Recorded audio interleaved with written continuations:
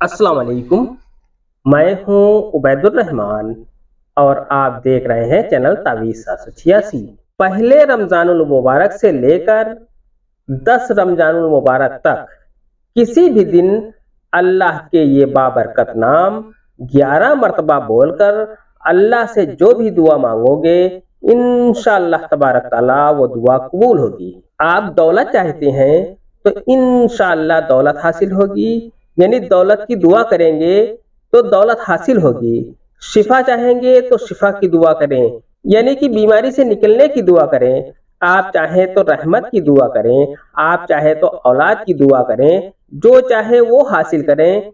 इन नामों की बरकत से आप अपनी मकसद की भी दुआ कर सकते हैं, क्योंकि अल्लाह के सिवा कोई नहीं जो किसी को नफा या नुकसान पहुंचा सके।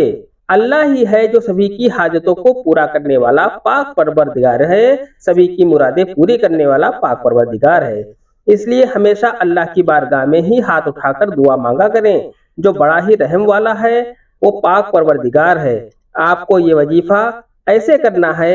इस वजीफे को जानने से पहले इस वीडियो को खूब खूब शेयर करें और इस वीडियो को लाइक करें। अगर अभी तक आपने इस चैनल को सब्सक्राइब नहीं किया है तो इस चैनल को सब्सक्राइब करके बेल आइकन पर प्रेस कर दें, जो कि बिल्कुल फ्री है। आपको ये वजीफा ऐसे करना है। आप जोहर या फिर जुमे की नमाज मुकम्मल तौर से अदा करें। नमाज पढ़ने के बाद उसी मुसल्ले पर बैठे बैठे, उसी जानमाज के ऊपर बैठे बैठे 3 मरतबा कोई भी एक दुरूद पाक 3 मरतबा पढ़ें। 3 मरतबा कोई भी दुरूद पाक आपको पढ़नी है। फिर 11 मरतबा आपको या अल्लाह की तस्बीह करनी है। फिर 11 मरतबा या रहमान की तस्बीह करनी है। फिर 11 मरतबा या शाफी की तस्बीह करनी है।